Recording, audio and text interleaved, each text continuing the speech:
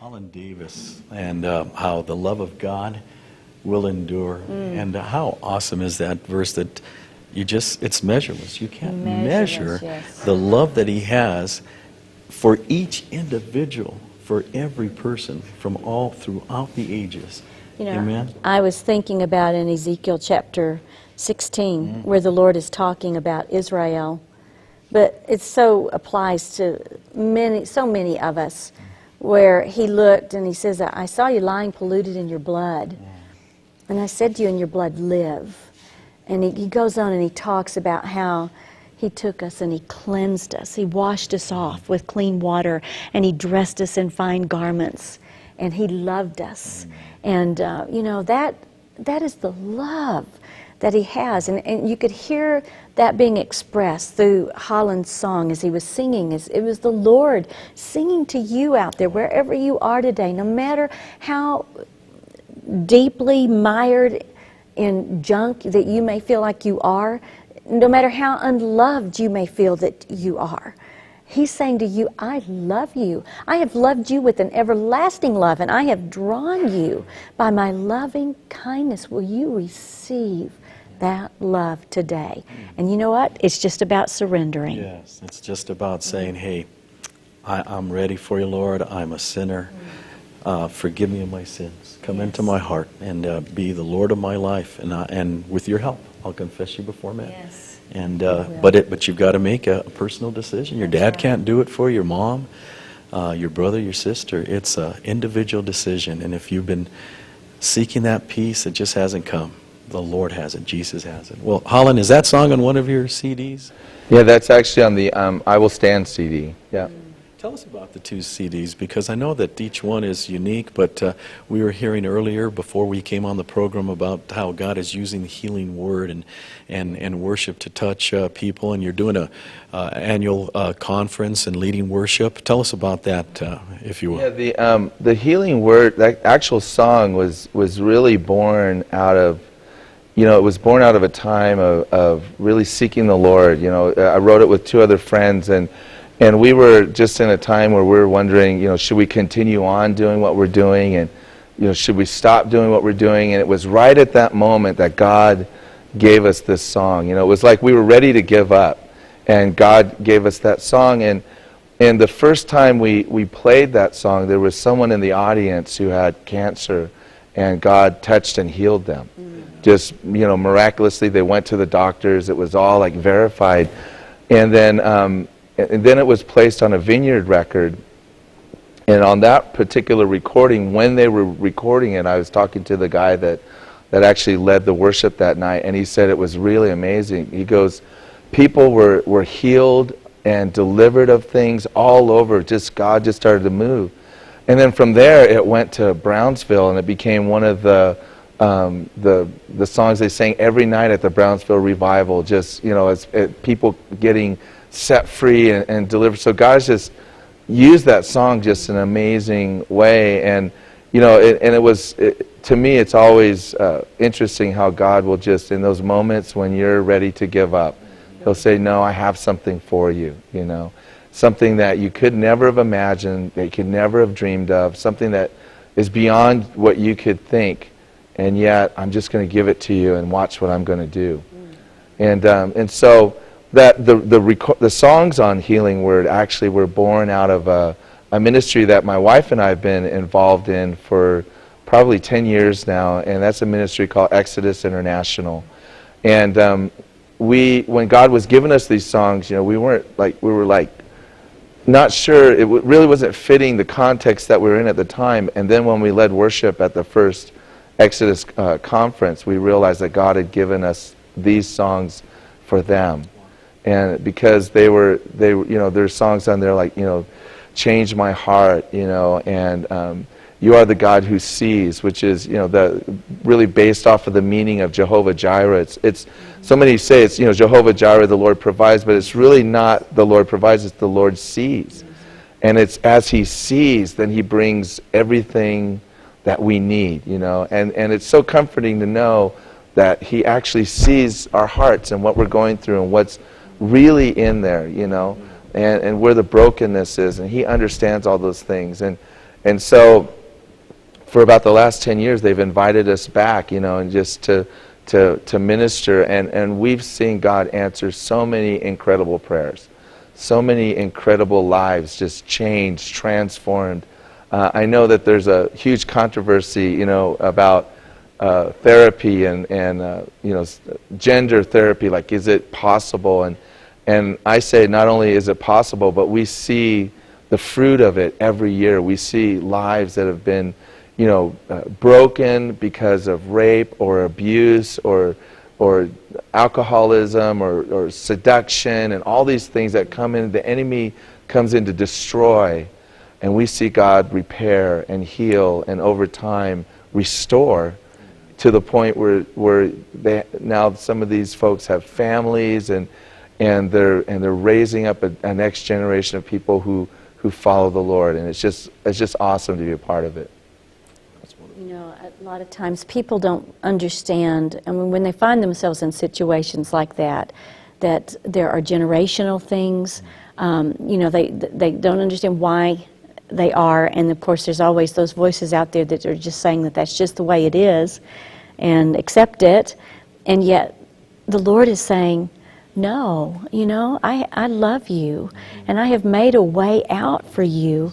And music, I think, somehow, even, words can be spoken, but when the word comes through the wings of music, it just lights up on the heart, and it just somehow breaks off that crustiness and allows that to reach in and really do a deep, deep work.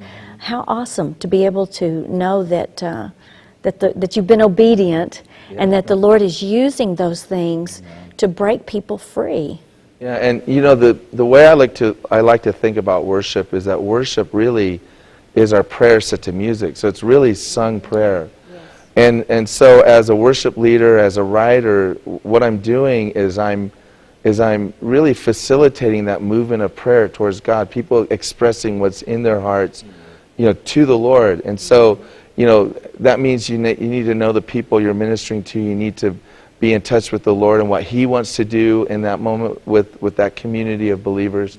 And so that's kind of how I approach it. And so it's kind of fun because I don't ever think like I'm leading them anywhere. I really feel like I'm just helping them connect to God in the sense that I'm giving them the language and providing that language with the band and the atmosphere with the music for them to take that and own it and sing it to God as if it's their own prayer, and then see what the Lord does, once He begins to interact in that way. And a lot of times when a person walks into a church that's hardened and maybe doesn't know the Lord, they hear something like you just sung, and it just softens up the heart and makes you more receptive. And then, of course, you're hitting them with the Word of God and the prayer and worship. So it really is a great tool, and it really is something that the Lord has given men and women that helps to just allow them to receive God in a mighty way. I think it creates a longing. It's like, I want what He's got. I want to be able to enter in like that. Yeah. And it's like you're modeling that, and then people, it's like, well, if He can, then I can too. And it just actually reminds me of a real story that happened in one of our services where we had a Jewish girl came, and the Lord had given me a song to share, and so I was sharing that song, and then, but before I said it, I was just talking about how God's creation and how it had just touched me and inspired me and inspired worship in me. And at the end, she goes, God. I can tell you know Him, and I want to know Him. And we led her to Christ, and she's walking with the Lord, And so here's one of God's people, and with that hunger, and sees that hunger, just like it says in the New Testament, there would be that provoking to jealousy, and she just says, I want what you have. I want that for myself. And yeah, that does happen. Well, I know you were alone for a while, and I was looking at your blog the other day, and I read a very interesting story about how you met your wife. Oh, yes. Tell us about that.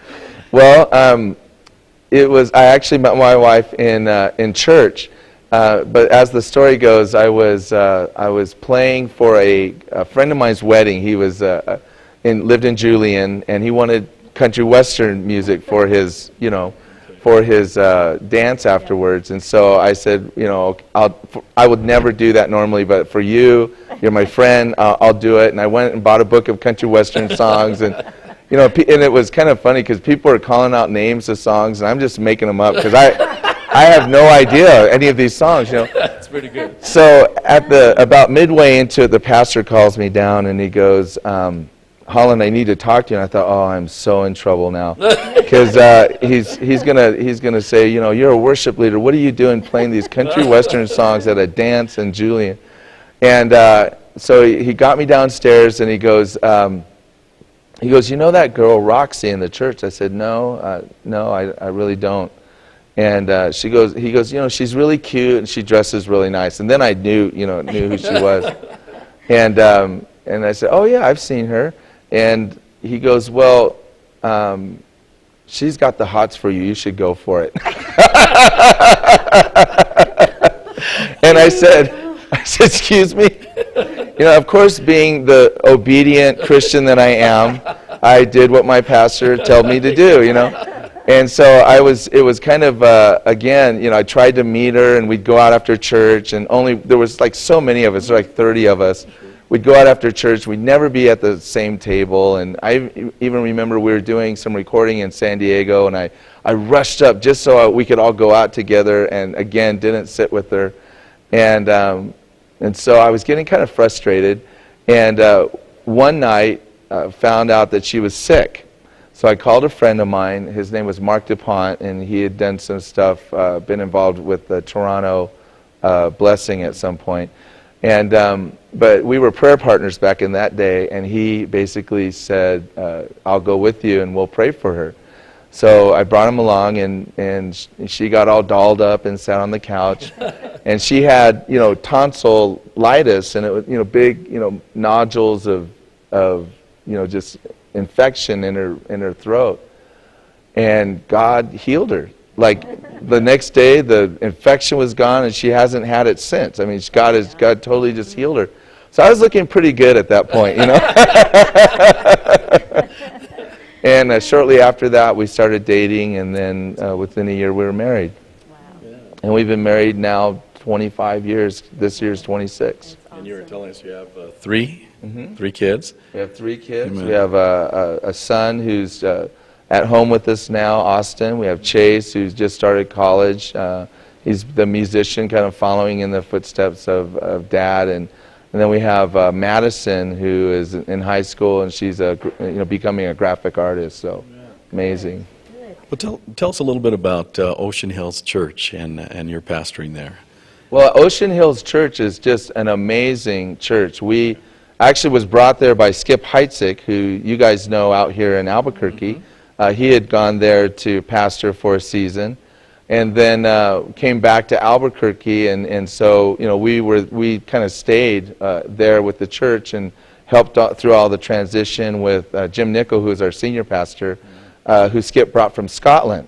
So if you can imagine, we have a great time there we have a Scottish pastor. I'm Oriental, so we have a Asian worship leader, and just a multicultural environment. It's just a lot of fun.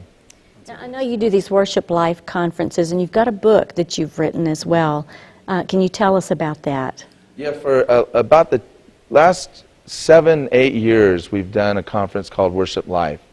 And this year we kind of took it out to different places rather than have it in one central location. And really what it is about is not only just equipping, but providing a safe place for worship leaders to come and just get help. One year, as I was praying, the Lord just kind of said, just open up a time for people to come and just confess what's in their lives and get prayer for it. And we did that, and it was amazing, just the things that people were struggling with. Alcoholism, adultery, all kinds of things, And so I thought, wow, these are the people leading churches and worship, and they're sick. They need to get well. So we told them, we're not going to narc on you. We're not going to tell your pastor on you. We're not going to, we're not going to turn you in. We want you to get well. So this is a place where you can come and you can get healing and you can get help for what you're going through. And the testimonies of that are just amazing. But really the book that I've written, Let It Rise, is a culmination of all those years, really 20 years of ministry, and all the different workshops and classes that I've taught, everything from really what is the function of a worship leader, where do you find the worship leader in the Bible. So many people throw it back to the Old Testament, but it's really a New Testament model that we're developing.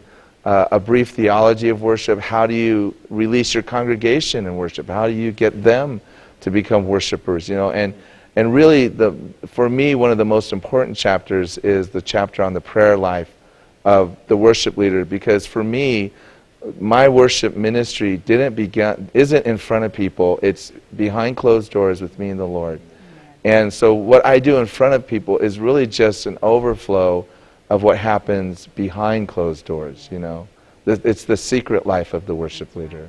Well, I know you've got another song, and you're going to sing Healing Words. We're going to let you get over there to do that. And as he spoke about Healing Word earlier, that this song has been used by the Holy Spirit to touch lives. If you are in need of healing in your life today, will you just listen and will you allow the Holy Spirit to minister to you as Holland Davis sings Healing Word? Allow the love of the Almighty to pour over you, in you, through you, as those living waters flow. Let's go to Holland as he sings Living Word.